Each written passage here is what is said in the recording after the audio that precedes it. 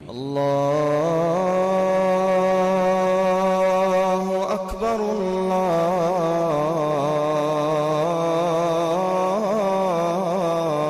الله أكبر.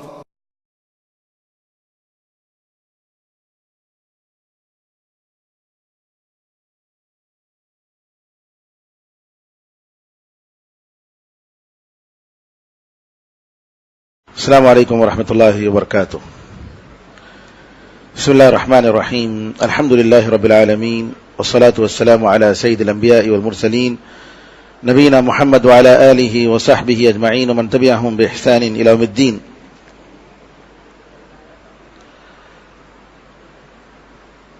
گھر جب آباد رہتا ہے تو معاشرہ بھی آباد ہوتا ہے اور اس کی وجہ سے ملک بھی آباد رہتا ہے. اور اگر گھر میں مسائل اور اختلافات ہوں جس کی وجہ سے بچوں پر برا اثر پڑتا ہے، معاشرے پر برا اثر پڑتا ہے، قوم اور ملک اور ملت پر اثر پڑتا ہے. نبی کریم صلی اللہ علیہ وسلم کے زمانے میں کیسے آپ اپنی بیویوں کے ساتھ مسائل کا حل کرتے تھے، کیسے آپ مسائل کا حل نکالتے تھے، آج کے درس میں ہم جاننے کی کوشش کریں گے. ویسے نبی کریم صلی اللہ علیہ وسلم انسان ہونے کے ناطے آپ کے گھر میں بھی اس قسم کے مسائل ہوتے تھے جو عام انسانوں کے گھروں میں ہوتے ہیں، کوئی اسے مستثنا نہیں تھا. نبی کریم صلی اللہ علیہ وسلم، آپ کو معلوم ہے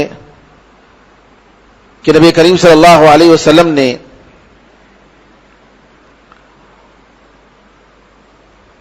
کئی شادیاں کی اور خدیجہ رضی اللہ تعالیٰ عنہ کے انتقال کے بعد بیک وقت مدینے میں نبی کریم صلی اللہ علیہ وسلم نے جو شادیاں کی، کئی شادیاں کی، اور ان شادیوں کے پیچھے بڑی حکمت، بہت بڑا مقصد، اور سب سے بڑا مقصد کہ نبی کریم صلی اللہ علیہ وسلم کسی قبیلے کا دل جوڑنا چاہتے تھے، کبھی کسی بےکس اور بیوہ خاتون کی مدد کرنا چاہتے تھے. عائشہ رضی اللہ تعالی عنہ کے سوا جتنی بیویاں تھیں آپ کی ساری بیویاں وہ یا تو مطلقہ تھیں یا بیوہ تھیں. لہذا جو لوگ نبی کریم صلی اللہ علیہ وسلم پر اعتراض کرتے ہیں کہ آپ نے اپنی خواہش کے لیے اتنی شادیاں کی، یہ بالکل غلط ہے. کیونکہ 25 سال کا نوجوان 40 سال کی عمر کی عورت سے شادی کرتے ہیں. نبی کریم صلی اللہ علیہ وسلم جب خدیجہ رضی اللہ تعالیٰ عنہ سے شادی کیے تو آپ کی عمر 25 سال اور خدیجہ رضی اللہ تعالیٰ عنہ کی عمر 40 سال. اور اگر واقعی نبی کریم صلی اللہ علیہ وسلم ویسے ہوتے جیسے دشمنان اسلام کا اعتراض ہے تو نبی کریم صلی اللہ علیہ وسلم کسی بہترین کواری لڑکی سے، اپنے سے کم عمر کی لڑکی سے شادی کر سکتے تھے جوانی کے عالم میں. آپ نے ایسا نہیں کیا. عائشہ رضی اللہ تعالیٰ عنہ سے تو جو شادی ہوئی ہجرت کے بعد شادی ہوئی، اور اس میں بہت بڑی حکمت. آپ کو معلوم ہے کہ نبی کریم صلی اللہ علیہ وسلم کی جلوت کے جو حالات تھے گھر کے باہر لوگوں کے سامنے، صحابہ رضی اللہ تعالیٰ اجمعین آپ کی باتوں کو نوٹ کرتے اور انہوں نے نقل کیا، ساری امت کو بتایا. لیکن گھریلو جو مسائل، نبی کریم صلی اللہ علیہ وسلم کی جو زندگی کے مسائل کہ عورتوں کے ساتھ کیسے رہنا ہے، آپ کیا کرتے تھے گھر میں، آپ کی خاص نمازیں کیسی ہوتی تھی، آپ کے حالات کیا ہوتے تھے، ان ساری چیزوں کو روایت کرنے کے لیے امہات المؤمنین درکار تھے. اور ان میں بھی عائشہ رضی اللہ تعالیٰ عنہ اپنی کم عمری کی وجہ سے انہوں نے سب سے زیادہ حدیثیں یاد کی، نبی کریم صلی اللہ علیہ وسلم کے حالات کو نوٹ کیا اور امت تک پہنچایا. عائشہ رضی اللہ تعالیٰ عنہا سے شادی کرنے کی سب سے بڑی حکمت جو نظر آتی ہے وہ یہ ہے کہ گھریلو حالات امت مسلمہ کی عورتوں تک پہنچی ہیں، اور یہ بات کسی اور سے نہیں ہوئی. اسی لیے صحابہ رضی اللہ عنہ اجمعین آپس میں کسی مسئلے میں اختلاف کرتے تو عائشہ رضی اللہ تعالیٰ عنہ کے پاس بھیجتے کہ عائشہ رضی اللہ عنہ سے معلوم کرو کہ وہ کیا کہتے ہیں، اور ان کے طرف سے جواب آتا تو پھر اس پر عمل کرتے تھے بہت سارے مسائل میں. بہرحال اختلافات جیسا کہ میں نے کہا کہ نبی کریم صلی اللہ علیہ وسلم کے گھر میں بھی ہونا یہ کوئی تعجب کی بات نہیں ہے، لیکن ان اختلافات کو کیسے آپ حل کرتے تھے یہ سب سے بڑا سوال ہے. کبھی نبی کریم صلی اللہ علیہ وسلم کسی مسئلے پر صرف مسکرا کر خاموش رہ جاتے، کوئی جواب نہیں دیتے، اور یہ بھی ایک طریقہ ہے، کیونکہ بعض چیزیں ایسی ہیں کہ آدمی خاموش رہے تو زیادہ بہتر ہے. اگر اس پر جو ہے جواب دے گا یا اس پر اب زبان کھولے گا تو سوال پر سوال ہو سکتا ہے. ایسے بہت سارے واقعات، اور نبی کریم صلی اللہ علیہ وسلم بڑی حکمت کے ساتھ مسائل کو حل کرتے تھے. ایک اور طریقہ تھا نبی کریم صلی اللہ علیہ وسلم کا کہ آپ جو ہے کسی مسئلے میں اپنا کھل کر جواب نہیں دیتے، دخل نہیں دیتے، خاموش رہ جاتے، اور آپس میں جو بیویاں تھیں آپ کی وہ ایک دوسرے سے جواب دے کر خاموش ہو جاتے اور نبی کریم صلی اللہ علیہ وسلم دیکھتے رہتے. آپ کو سن کر تعجب ہوگا کہ نبی کریم صلی اللہ علیہ وسلم کی بیویوں میں دو پارٹیاں تھیں، دو گروپ. ایک گروپ عائشہ رضی اللہ عنہا، حفصہ رضی اللہ عنہا، صفیہ رضی اللہ عنہا اور سودا رضی اللہ تعالی عنہا، یہ ایک گروپ.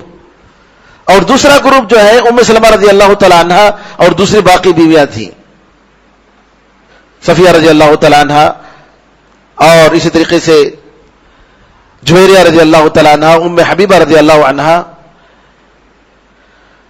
لوگوں کو معلوم یہ تھا کہ نبی کریم صلی اللہ علیہ وسلم کو عائشہ رضی اللہ تعالی عنہا کے پاس رہنا بہت پسند تھا، اور جو ہے عائشہ رضی اللہ تعالی عنہا آپ کی بہت پیاری بیوی تھی. تو لوگ کیا کرتے، نبی کریم صلی اللہ علیہ وسلم کب عائشہ رضی اللہ تعالی عنہا کے پاس ہوتے یہ دیکھ کر جو ہے اپنے تحفے بھیجتے تھے.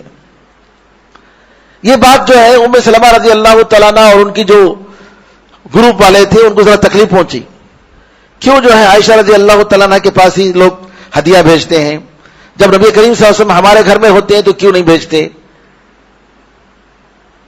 تو جو ہے آپس میں یہ لوگ بات کیے اور ام سلمہ سے کہا کہ نبی کریم صلی اللہ علیہ وسلم جب آتے ہیں تو بات کیجئے، نبی کریم صلی اللہ علیہ وسلم سے کہیے کہ لوگوں سے کہیں کہ اگر کوئی تحفہ دینا چاہے تو جو ہے جب وہ دینا چاہے دے، یہ نہیں کہ عائشہ رضی اللہ تعالیٰ عنہ کے گھر میں جب رسول اللہ صلی اللہ علیہ وسلم ہوں گے تبھی جو ہے تحفہ دیں گے. نبی کریم صلی اللہ علیہ وسلم خاموش ہو گئے، کچھ نہیں کیا. اب دیکھیے یہ کوئی بات ہے کہ جو ہے لوگوں سے کہیں کہ بھئی لوگوں کو تحفہ دینا ہے تو ہر جگہ جب چاہے تحفہ دو، لیکن اب یہ ان کا اصرار. نبی کریم صلی اللہ علیہ وسلم نے کچھ جواب نہیں دیا، خاموش ہو گئے. اب جب خاموش ہو گئے تو ان کو صبر نہیں ہوا، دوبارہ ام سلمہ رضی اللہ عنہا سے کہے دوبارہ بات بولو نبی کریم صلی اللہ علیہ وسلم سے کہ نبی کریم صلی اللہ علیہ وسلم لوگوں سے کہیں کہ تحفہ دینا ہے تو کسی بھی دن دیجئے، عائشہ رضی اللہ تعالیٰ عنہ کے گھر کو خاص کرتے ہوئے مت دیجئے. ام سلمہ رضی اللہ تعالیٰ عنہ دوبارہ بولی.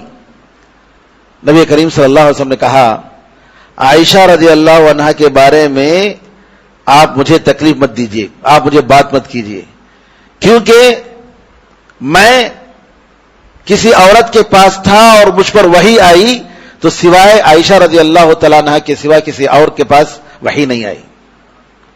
یہ عائشہ رضی اللہ عنہ کی فضیلت نبی کریم صلی اللہ علیہ وسلم جیسے ہی بتائی، ام سلمہ رضی اللہ تعالیٰ نے کہا کہ میں توبہ کرتی ہوں اللہ تعالیٰ کے پاس کہ میں آپ کو کسی قسم کی تکلیف دوں اللہ کے رسول. یہ بول کر خاموش ہو گئے. لیکن جو دوسرے تھے وہ پھر بھی چھوڑے نہیں، انہوں نے کہا چلو فاطمہ رضی اللہ تعالیٰ سے بات کرتے ہیں کہ ان کے ابو سے بولیں. گئے فاطمہ رضی اللہ تعالیٰ کے پاس اور جا کر اسی مسئلے کو اٹھایا. نبی کریم صلی اللہ علیہ وسلم نے کہا، اور ان کا جملہ یہ تھا فاطمہ رضی اللہ تعالیٰ عنہ کا کہ آپ کی بیویاں عائشہ رضی اللہ تعالیٰ عنہا کے بارے میں انصاف کا واسطہ دے رہی ہیں کہ انصاف سے کرو، کام لو. نبی کریم صلی اللہ علیہ وسلم نے اپنی بیٹی سے کہا، میری بیٹی کیا تمہیں یہ بات پسند نہیں ہے؟ جو میں پسند کرتا ہوں وہ تمہیں پسند نہیں ہے؟ کہا کہ کیوں نہیں؟ تو پھر خاموش ہو جاؤ. خاموش ہو گئے. پھر وہ دوبارہ آئے فاطمہ رضی اللہ تعالیٰ کے پاس، آ کر جو ہے کہا کہ آپ دوبارہ جائیے نبی کریم صلی اللہ علیہ وسلم سے بولیے. انہوں نے کہا، فاطمہ رضی اللہ عنہ نے کہا کہ نہیں میں نہیں جاؤں گی.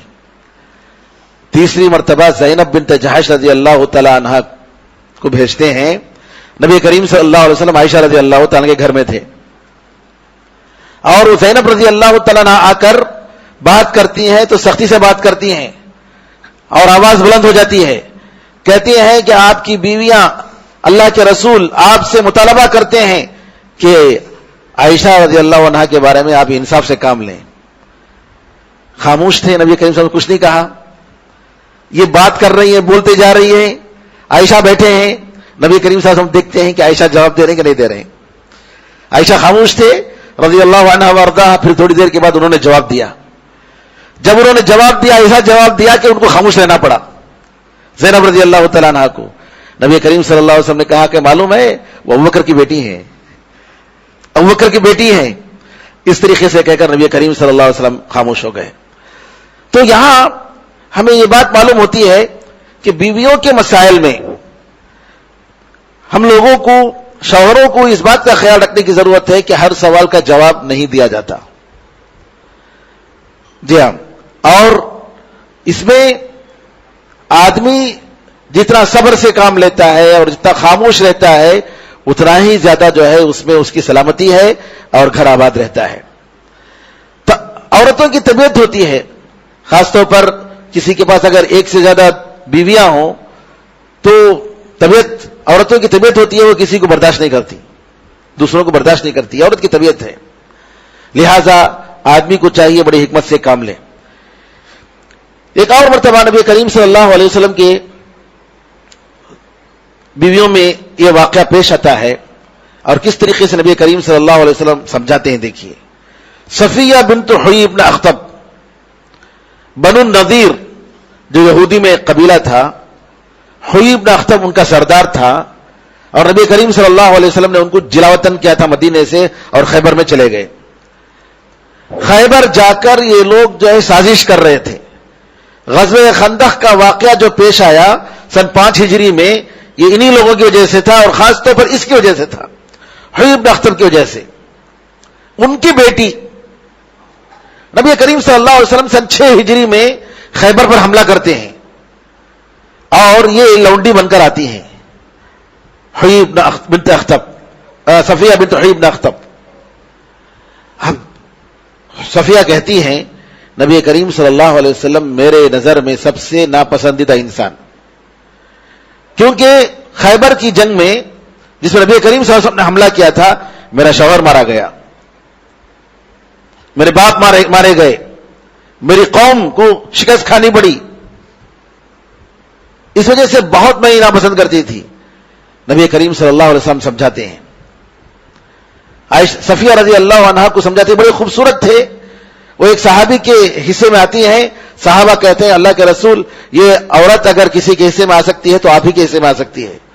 نبی کریم صلی اللہ علیہ وسلم لونڈی کی شکل میں آئی. یہ نبی کریم صلی اللہ علیہ وسلم کے پاس ان کو آزاد کیا، پھر نکاح کیا اور امہات المؤمنین میں ان کو داخل کیا نبی کریم صلی اللہ علیہ وسلم نے. نبی کریم صلی اللہ علیہ وسلم اب شادی کے بعد معذرت کر رہے ہیں، دیکھو تمہارے باپ نے میرے خلاف یہ کام کیا، دشمنوں کو میرے خلاف جمع کیا، اتنی میری خلاف انہوں نے سازشیں کی اور مجبوراً مجھے یہ اقدام اٹھانا ہی پڑا. پھر اس کے بعد نبی کریم صلی اللہ علیہ وسلم سمجھاتے ہیں، اسلام کی دعوت دیتے ہیں اور مسلمان ہو جاتے ہیں. یہ نبی کریم صلی اللہ علیہ وسلم کا طریقہ تھا. ایک مرتبہ یہ ہوتا ہے کہ عائشہ رضی اللہ تعالیٰ عنہ صفیہ رضی اللہ تعالیٰ عنہ کے بارے میں کہتی ہیں، حفصہ کہتی ہیں، حفصہ رضی اللہ تعالیٰ عنہ صفیہ رضی اللہ عنہ کے بارے میں، ارے یہ تو کیا یہودی کی بیٹی ہے، یہودی کی بیٹی ہے. صفیہ رضی اللہ عنہ کے بارے میں تو رونے لگتی ہیں صفیہ رضی اللہ تعالیٰ عنہ. نبی کریم صلی اللہ علیہ وسلم جاتے ہیں, پوچھتے ہیں کیا بات ہے, کہتے ہیں کہ حفصہ نے میرے بارے میں کہا کہ یہودی کی بیٹی ہے. نبی کریم صلی اللہ علیہ وسلم کہتے ہیں سنو, تم حفصہ سے کہو کہ تم ایک نبی کی بیٹی ہو, کیونکہ صفیہ رضی اللہ تعالیٰ عنہ ہارون علیہ السلام کے خاندان سے تعلق رکھتی تھی. کہا کہ تم مجھے بتاؤ کہ تم ایک نبی کی بیٹی ہیں اور تمہارے چچا نبی ہیں, کون؟ موسیٰ علیہ السلام, اور ایک کہ تم ایک نبی کی بیوی ہو. یہ ساری چیزیں کسی کے پاس نہیں ہیں. تو نبی کریم صلی اللہ علیہ وسلم سے نے جو ہے اس طریقے سے کہا. پھر حفصہ سے کہا حفصہ تم اللہ سے ڈرو. اس طریقے سے نبی کریم صلی اللہ علیہ وسلم نے اس مسئلے کو حل کیا. ایک مرتبہ ایسا ہوا کہ نبی کریم صلی اللہ علیہ وسلم رات میں عائشہ رضی اللہ تعالیٰ عنہ کے پاس سوئے ہوئے تھے. پھر اٹھتے ہیں اور اٹھ کر نکلتے ہیں اور بقیع الغرقد قبرستان جو مسجد نبوی کے پاس مدینے کا جو قبرستان ہے وہاں جاتے ہیں. عائشہ رضی اللہ تعالیٰ اٹھتی ہیں, ان کو شک ہوتا ہے کہیں ایسا نہ ہو کہ نبی کریم صلی اللہ علیہ وسلم کسی اور بیوی کے پاس جا رہے ہوں, جبکہ آج جو ہے میری باری ہے. آہستہ سے پیچھے پیچھے جاتے ہیں, فالو کرتے ہیں. نبی کریم صلی اللہ علیہ وسلم قبرستان جاتے ہیں, جا کر دعا کرتے ہیں اور دعا کر کے پھر واپس ہو جاتے ہیں. واپس جب ہوتے ہیں دیکھتے ہیں ان کے سامنے کوئی سایہ ہے. عائشہ رضی اللہ تعالیٰ یہ دیکھ کر کہ جو ہے نبی کریم صلی اللہ علیہ وسلم آ رہے ہیں, جلدی دوڑے دوڑے پھر واپس اپنے گھر آتی ہیں اور اپنے گھر آ کر جیسے پہلے سے سوئے ہوئے تھے ویسے سو جاتی ہیں. نبی کریم صلی اللہ علیہ وسلم آتے ہیں, دیکھتے ہیں کہ ان کی سانس پھول رہی ہے عائشہ رضی اللہ عنہ کی. کہتے ہیں کیا عائشہ سانس پھول رہی ہے, کیا بات ہے؟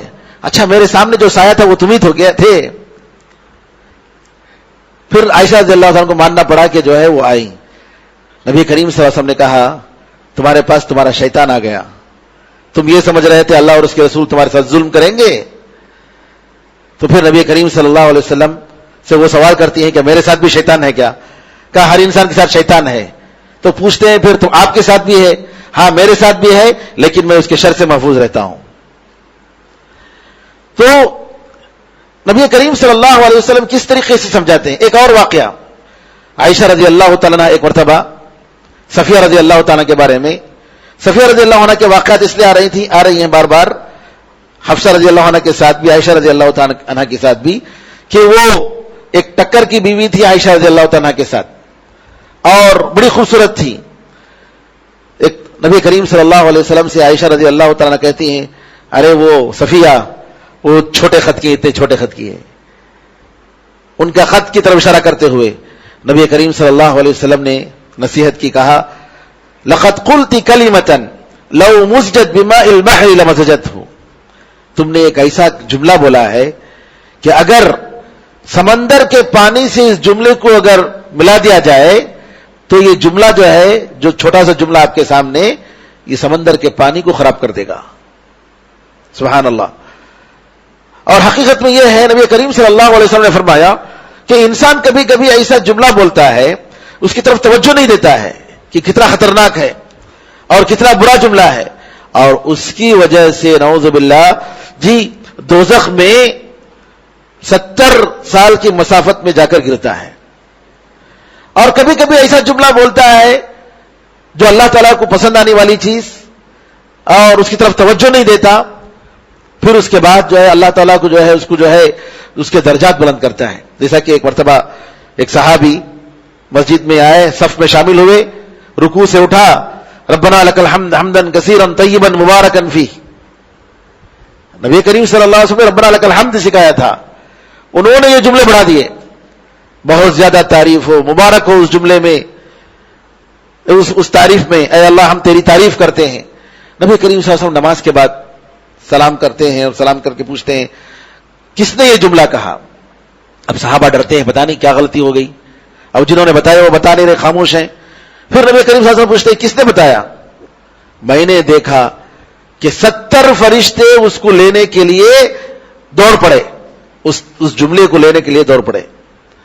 تو نبی کریم صلی اللہ علیہ وسلم جی اس واقعے کے بعد یہ جو ہے سنت بن گئی, ہم جو ہے ربنا لک الحمد حمدا کثیرا طیبا مبارکا فیہ بھی اپنی نمازوں میں پڑھتے ہیں. اس کا اصل واقعہ وہ واقعہ ہے.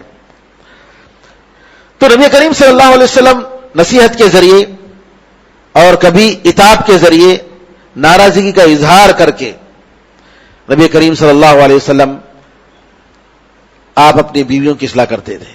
ایک مرتبہ ایسا ہوا, عائشہ رضی اللہ تعالیٰ عنہا کہتی ہیں کہ مجھے کسی بات پر افسوس نہیں ہوتا تھا جتنا نبی کریم صلی اللہ علیہ وسلم خدیجہ رضی اللہ تعالیٰ عنہ کو یاد کرتے تھے.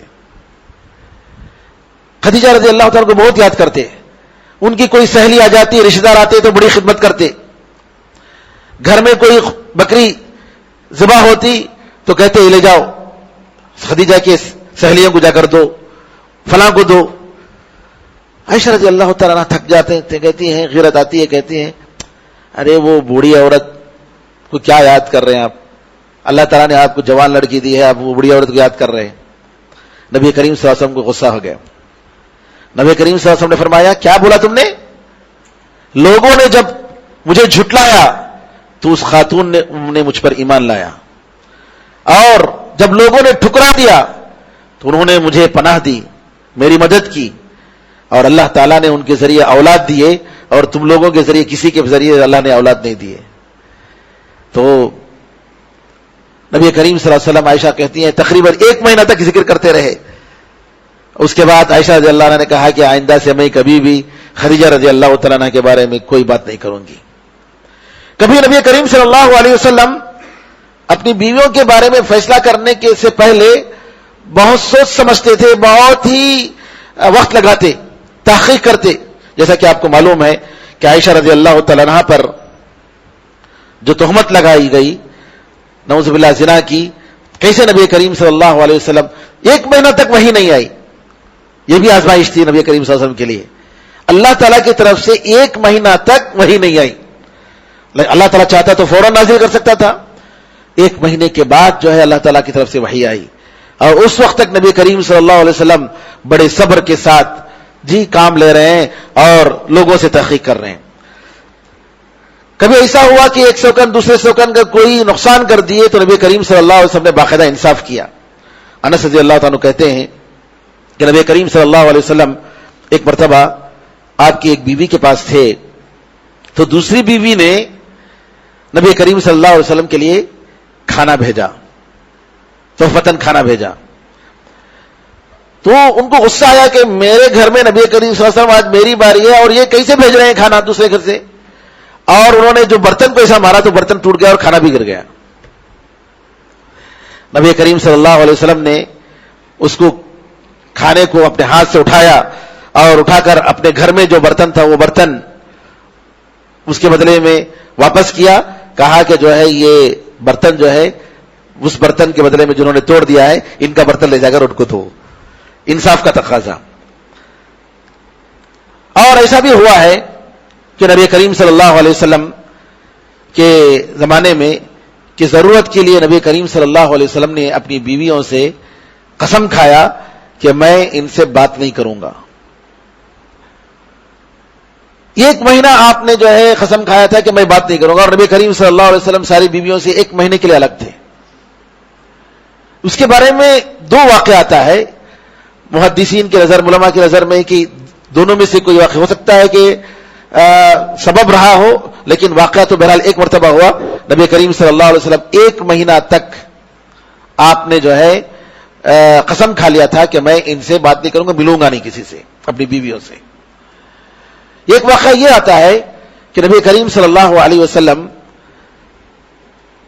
زینب بنت جحش رضی اللہ تعالیٰ عنہ جو اپنے ہاتھ سے کماتی تھی اور کما کر صدقہ اور خیرات کرتی تھی, ان کی خوبی تھی زینب بنت جحش رضی اللہ تعالیٰ عنہ کی. نبی کریم صلی اللہ علیہ وسلم نے اپنی بیویوں سے کہا کہ میرے بعد سب سے پہلے مجھ سے ملنے والے, سب سے زیادہ جس کا ہاتھ تم لوگوں کا لمبا ہے, وہ جو ہے سب سے پہلے مجھ سے ملیں گی, یعنی سب سے پہلے ان کی موت ہوگی. تو سب جو ہے اپنا ہاتھ اٹھا کر ناپنے لگے کس کا ہاتھ لمبا ہے. اطولکن یدن, لمبے ہاتھ سے مراد جو ہے ہاتھ کی لمبائی مراد نہیں تھی, بلکہ زینب رضی اللہ تعالیٰ عنہ کی خوبی یہ تھی کہ وہ محنت کرتی, کماتی, اور کما کر جو ہے جو پیسے آتا وہ صدقہ اور خیرات کرتی تھی. یہ مراد تھا. نبی کریم صلی اللہ علیہ وسلم کا مطلب یہ تھا کہ تمہیں سب سے زیادہ صدقہ کرنے والی جو ہے وہ وہ عورت جو ہے، اور واقعی جو ہے نبی کریم صلی اللہ علیہ وسلم کے بعد سب سے پہلے جن کا انتقال ہوتا ہے وہ زینب بنت جحش رضی اللہ تعالیٰ کا ہو. زینب بنت جحش رضی اللہ تعالیٰ عنہ ایک مرتبہ ان کی عادت تھی کہ نبی کریم صلی اللہ علیہ وسلم کا معمول تھا کہ دن میں سب کے پاس جاتے تھے، سب کے پاس جا کر خیرت سے ہیں کیسے، ساری بیویوں سے ایک ایک بیوی سے خیرت دریافت کرتے، اور رات کا وقت جب ہوتا جس کی باری ہوتی اس کے پاس چلے جاتے. تو زینب بنت جحش رضی اللہ تعالیٰ عنہ نے اپنے پاس جب بھی آتے نبی کریم صلی اللہ علیہ وسلم، ان کے پاس شہد ہوتا تو شہد پلاتے تھے. تھوڑی دیر شہد پینے میں لگ جاتا تھا ان کے گھر میں. بعض روایتوں میں آتا ہے کہ حفصہ رضی اللہ تعالیٰ عنہ کہا کیوں نبی کریم صلی اللہ علیہ وسلم زینب بنت جحش کے گھر میں زیادہ ٹائم لگاتے ہیں؟ کوئی بات ہے. معلوم ہوا کہ وہ شہد پلاتی ہیں اور اس کی وجہ سے جو ہے ٹائم ہوتا ہے.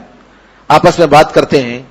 دیکھو ایسا کریں گے، نبی کریم صلی اللہ علیہ وسلم جب ان کے پاس سے ہو کر ہمارے پاس آئیں گے اور دوسروں کے پاس جائیں گے تو ہم کہہ دیں گے کہ تمہارے پاس بدبو آ رہی ہے.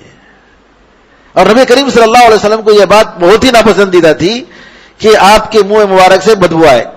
کبھی بھی نہیں، ہمیشہ مسواک اور خوشبو، بلکہ آپ کے پسینے میں خوشبو ہوتی تھی. صحابہ کہتے ہیں کہ آپ کا پسینہ خوشبو سے بھی زیادہ، مشک کی خوشبو سے بھی زیادہ پسینہ جو ہے اتنی خوشبو ہوتی تھی. تو ام سلمہ کے پاس آتے ہیں، سودا کے پاس بھی آتے ہیں. ام سلمہ کہتی ہیں کہ آپ کے منہ سے کچھ بو آ رہی ہے. کہا تو نہیں، تو ایسے تو نہیں. زینب کے پاس میں شہد پیا تھا. ہاں ہو سکتا ہے کہ وہ شہد کی مکھی جس سے یہ شہد آیا ہے وہ مکھی جو ہے کسی ایک ایسے درخت پر بیٹھ گئی ہے جس میں جو ہے بدبو تھی. نبی کریم صلی اللہ علیہ وسلم کو ذرا شاک ہوا. ایک دوسری بیوی کے پاس گئے آپ عائشہ رضی اللہ عنہ کے پاس. شاید کہا انہوں نے بھی ایسے ہی کہا کہ جو لگ رہا ہے کہ آپ جو ہے کچھ آپ کے منہ سے بدبو آ رہی ہے. نبی کریم صلی اللہ علیہ وسلم نے قسم کھا لیا کہ میں جو ہے شہد ہرگز نہیں پیوں گا. قسم کھا لیا. تو قرآن کریم کیا ہے؟ سورہ تحریم، یا ایھا النبی لم تحرم ما احل اللہ لک تبتغی مرضات ازواجک. اے نبی، کیوں تم جس چیز کو اللہ نے حلال کیا ہے اپنے اوپر حرام کر رہے ہو اپنی بیویوں کی خوش کرنے کے لیے؟ سبحان اللہ. نبی کریم صلی اللہ علیہ وسلم کی امانت دیکھیے کہ اگر نبی کریم صلی اللہ علیہ وسلم قرآن کریم کی کسی آیت کو چھپاتے تو اس کو چھپا سکتے تھے. صاف اللہ تعالیٰ کہہ رہا ہے. اس جگہ پر اسی طریقے سے زید بن حارثہ جن کے پاس زینب بنت جحش تھی پہلے، اور قریش کی ایک بڑی عورت، اور زید بن حارثہ رضی اللہ تعالیٰ عنہ غلام، گرچہ کہ نبی کریم صلی اللہ علیہ وسلم نے بعد میں آزاد کر دیا. دونوں کی شادی، لیکن دونوں میں بنتا نہیں تھا. نبی کریم صلی اللہ علیہ وسلم کے پہلا جو تعلق تھا کہ آپ نے منہ بولا بیٹا بنایا زید کو، تو اس کے حساب سے نبی کریم صلی اللہ علیہ وسلم سسر ہوتے تھے زینب کے. لیکن اللہ تعالیٰ چاہتا تھا کہ یہ منہ بولا بیٹا بنانے کا جو سسٹم ہے اسلام میں، اور جس کی وجہ سے جو ہے رشتے میں جو ایک سسر جو ہے اپنے ایسے منہ بولے بیٹے کی بیوی سے شادی نہیں کر سکتا، وہ جاہلیت کے جو سسٹم تھا اللہ ختم کرنا چاہ رہا تھا. تو نبی کریم صلی اللہ علیہ وسلم کے دل میں یہ بات تھی کہ اگر زید رضی اللہ تعالیٰ عنہ طلاق دے دے زینب رضی اللہ تعالیٰ عنہ کو، کہیں ایسا نہ ہو کہ اللہ تعالیٰ مجھ سے ان کی شادی کرا دے. تو اللہ نے ذکر کیا قرآن میں، کہا فلما قضا زید منها وطرا زوجناکہا، کہ جب جو ہے زید کا ذکر، صحابی کا نام کسی کا نام آیا ہے قرآن میں تو زید بن حارثہ کا ذکر آیا ہے، کسی اور کا نام نہیں آیا. کسی صحابی کا نام اگر قرآن میں منشن ہوا ہے تو زید بن حارثہ ہے. تو اللہ نے کہا کہ جب زید رضی اللہ تعالیٰ عنہ نے جو ہے ان سے شادی ہو گئی اور انہوں نے جب طلاق دے دیا تو ہم نے تمہاری شادی کرا دی. اللہ تعالیٰ نے شادی کرائی زینب رضی اللہ تعالیٰ کے اوپر سے. قرآن آسمان کے اوپر سے زینب رضی اللہ عنہ کہتی تھی تم لوگوں کے لوگ جو ہے رشتہ دار شادی کرائے نا، میری شادی تو اللہ تعالیٰ نے ساتوں آسمان کے اوپر سے کرایا. زوجناکہا لکی لا یکون علی المؤمنین حرج. تو یہاں اللہ نے ذکر کیا وتخفی فی نفسک ما اللہ مبدی، تم دل میں ایسی بات چھپا رہے تھے جو اللہ تعالیٰ اس کو ظاہر کرنے والا تھا. کیا ظاہر کرنے والا تھا؟ کہ یہی کہ اللہ تعالیٰ نے زید رضی اللہ تعالیٰ عنہ جب اپنی بیوی کو طلاق دے دیتے ہیں تو ان کی شادی ان سے کرا دی، نبی کریم صلی اللہ علیہ وسلم سے. تو نبی کریم صلی اللہ علیہ وسلم سورہ تحریم کی جب آیتیں اتری، نبی کریم صلی اللہ علیہ وسلم کو بڑی تکلیف ہوئی، اور اس کے بعد نبی کریم صلی اللہ علیہ وسلم نے قسم کھایا کہ 1 مہینہ تک میں ان لوگوں سے بات نہیں کروں گا. اور نبی کریم صلی اللہ علیہ وسلم 29 دن آپ جو ہے بیٹھے رہے اپنے الگ گھر میں، اور کسی بیوی سے انہوں نے ملاقات نہیں کی. ایک اور واقعہ بتاتے ہیں کہ ایک مرتبہ حفصہ رضی اللہ تعالیٰ عنہ کے گھر میں نبی کریم صلی اللہ علیہ وسلم ماریہ قبطیہ جو آپ کی لونڈی تھی ان کو لے کر آئے. اور ماریہ قبطیہ لونڈی تھی. بعض لوگ آج کل کے اسپیکرز یہ کہتے ہیں کہ ماریہ قبطیہ لونڈی نہیں تھی بلکہ نبی کریم صلی اللہ علیہ وسلم نے شادی کی. نہیں، غلط ہے. ماریہ قبطیہ لونڈی ہی تھی. نبی کریم صلی اللہ علیہ وسلم نے ان سے شادی بیوی کے طور پر نہیں. بیوی کا مطلب ام المؤمنین، مومنوں کی ماں. لیکن ماریہ قبطیہ جن سے ابراہیم رضی اللہ عنہ پیدا ہوئے تھے اور اس کے بعد انتقال کر گئے، یہ جو ہے لونڈی ہی تھی. تو حفصہ رضی اللہ تعالیٰ عنہ کے گھر میں ماریہ آئی تھی، اور ان کو دیکھ کر حفصہ رضی اللہ تعالیٰ عنہ بہت ناراض ہو گئے. اور پھر اس کے بعد جو ہے نبی کریم صلی اللہ علیہ وسلم سے کچھ بات ہوئی جس پر قرآن کریم کی آیت، نبی کریم صلی اللہ علیہ وسلم نے فرمایا کہ میں ماریہ سے ہرگز نہیں ملوں گا، قسم کھایا. تو اللہ تعالیٰ نے یہ آیتیں نازل فرمائے. 2 واقعات بتاتے ہیں کہ ماریہ قبطیہ کو نبی کریم صلی اللہ علیہ وسلم نے حفصہ رضی اللہ تعالیٰ کے کہنے پر اپنے اوپر حرام کر لیا، اور دوسرا واقعہ کہ آپ نے شہد پینے کو حرام کر لیا. تو بہرحال دونوں واقعات بعض محدثین کی نظر میں دونوں واقعات آتے ہیں. اس کے علاوہ نبی کریم صلی اللہ علیہ وسلم نے جب امہات المؤمنین نے نان نفقے کا مسئلہ اٹھایا تھا کہ ہم لوگوں کو کھانے پینے کے لیے جتنا ملنا چاہیے نہیں مل پا رہا ہے، اور ان لوگوں نے شکایت کی نبی کریم صلی اللہ علیہ وسلم سے، تب نبی کریم صلی اللہ علیہ وسلم پر اللہ تعالیٰ کی قرآن کریم کی آیتیں اتری کہ اپنی بیویوں کو بلاؤ اور کہو کہ اگر تمہیں اللہ اور آخرت چاہیے، ہاں اللہ اور اس کے رسول اور آخرت چاہیے تو وہ صبر کریں، نہیں اگر دنیا چاہیے تو میں اختیار دیتا ہوں، تم جو ہے جانا چاہتے ہو تو چلے جاؤ، میرے ساتھ رہنا کوئی ضروری نہیں، میں تمہیں چھوڑ دیتا ہوں، میں طلاق دے دیتا ہوں. نبی کریم صلی اللہ علیہ وسلم نے جب اپنی بیویوں کو اختیار دیا تو ساری بیویوں نے نبی کریم صلی اللہ علیہ وسلم ہی کو اختیار کیا، اور کسی نے یہ نہیں کہا کہ نہیں ہم دنیا چاہتے ہیں اور ہم آپ کے ساتھ رہنے کے لیے تیار نہیں ہیں. ایک واقعہ پیش آتا ہے کہ ایک عورت جو قبیلے جون کی تھی، اس عورت کے بارے میں آتا ہے کہ بڑی خوبصورت عورت تھی، اور اس کا نام جو ہے ابنت الجون کہتے ہیں اس کو، امیمہ بنت النعمان. لوگوں نے اس کو غلط بات بتائی، کہا کہ نبی کریم صلی اللہ علیہ وسلم شادی کے فوراً بعد نبی کریم صلی اللہ علیہ وسلم اگر تمہارے پاس آئے تو تم ایک جملہ بولو. کیا جملہ؟ اعوذ باللہ منک، میں تم سے اللہ تعالیٰ کی پناہ میں جانا چاہتی ہوں، میں پناہ مانگتی ہوں اللہ کے پاس تم سے. اعوذ باللہ من الشیطان الرجیم پڑھتے ہیں. تو کسی نے ان کو غلط مشورہ دے دیا کہ نبی کریم صلی اللہ علیہ وسلم جب تمہارے پاس آئے تو تم یہ کہو اعوذ باللہ منک. نبی کریم صلی اللہ علیہ وسلم جیسے ہی گئے اس نے یہ جملہ کہا اعوذ باللہ منک. نبی کریم صلی اللہ علیہ وسلم نے کہا تم نے بہت بڑی ذات کا حوالہ دے کر پناہ مانگا ہے، تو اپنے گھر چلے جاؤ. نبی کریم صلی اللہ علیہ وسلم نے بھیج دیا. یہاں زبردستی کی بات نہیں، نبی کریم صلی اللہ علیہ وسلم کیونکہ اتنا بڑا جملہ تھا کہ تم اللہ تعالیٰ کی پناہ چاہ رہے ہو مجھ سے، ٹھیک ہے تم چلے جاؤ. بہرحال یہ کچھ واقعات تھے جو نبی کریم صلی اللہ علیہ وسلم کے گھر میں پیش آئے، اور جیسا کہ میں نے بتایا کہ ہر گھر میں ایسے واقعات پیش آتے ہیں، لیکن کیسے نبی کریم صلی اللہ علیہ وسلم نے حکمت کے ساتھ اپنی بیویوں کے ساتھ سلوک کیا، ان کے کیسے حقوق ادا کرتے تھے انصاف کے ساتھ. آپ کہتے تھے اے اللہ جس چیز پہ تو مالک ہے میں کچھ نہیں کر سکتا، اور جس چیز میں میرا بس ہے میں وہ کرتا ہوں.